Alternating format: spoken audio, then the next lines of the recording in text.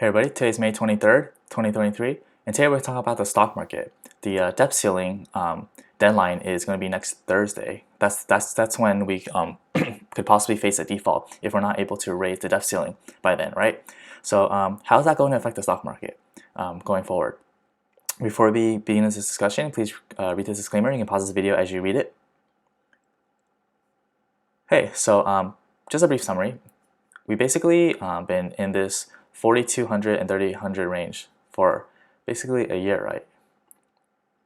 And usually when we're in a range, eventually we're going to break out either to the upside or to the downside, right? So right now we're biased to the upside, right? Because we've been testing this resistance level several times over the last, basically this year so far, more than we came down to support during the regional bank crisis in March, right? But we held that support level. And we actually, not only do we hold the support level at 3,800, this is the S&P 500, we also made higher lows, right, from the October low that we had last year.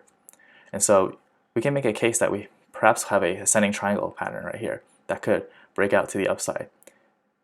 However, we have a major catalyst next week, right? That is the debt ceiling. Right now, Congress and the White House, they're negotiating.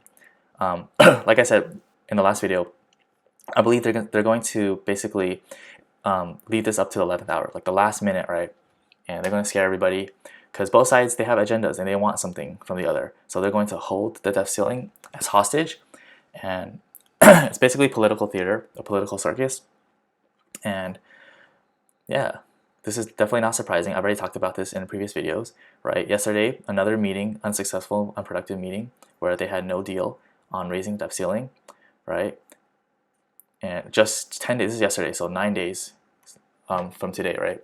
Possible debt default, right? Next Thursday, June 1st, Janet Yellen said that we might not have enough money to pay off the debts that we are obligated to pay, right? Like people, Social Security, stuff like that. So that could be a major problem. Last week we had a lot of optimism that the market was going to be, that the debt ceiling was going to be raised and the negotiations were going to go well. And so we sort of had this mini rally here, but now it's starting to fade now that the reality is starting to sink in that we might not get a deal. So basically, what are our target rates, right? First of all, this is basically what we were talking about, just poking our head above resistance, right? Strong resistance that we failed here and here, right? And so I wouldn't be surprised if we come down and at least like test these moving averages, right? Let's go back to SPY, the ETF that tracks the S&P 500. And we talked about this in previous video, how there's a gap here. There's also some gaps down here, right? From March that we haven't filled yet.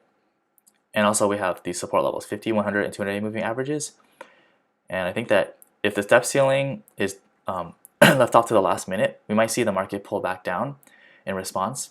But I think that ultimately they will probably raise the ceiling at the last minute and everything will be fine. But we might see a short-term volatility, which the market seems to be pricing in now. If you look at the VIX, up 6% today, right? Let's look at the VIX very quickly. Yeah, the VIX doesn't look overbought at all, right? We've sort of been coiling down here for a while. Looks ready for perhaps another spike that we saw something similar in the regional bank crisis. Perhaps this could be the debt ceiling crisis that, and then when it gets resolved, right, it comes down. But that could also mean a temporary pullback, right? So I do see these gaps and these moving averages acting as support, and a key level to watch is a 200-day moving average. So like one of the most important longer-term moving averages, support levels, is a 200-day moving average. If we're able to hold and also hold this Fibonacci level that we held during the regional bank crisis in March.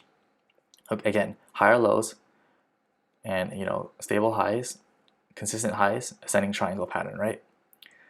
But of course, that's going to depend on what happens next week with the debt ceiling, if negotiations are successful and able to raise it before deadline, right? Still, the market is pricing in greed right now, meaning that they do believe that things will get resolved, and so we saw a nice spike. However, this could probably move down to neutral or even fear if they basically leave negotiations down to the last minute, right? So that's it for the short term. Let's look at the long term. Long term, things are looking pretty good, right?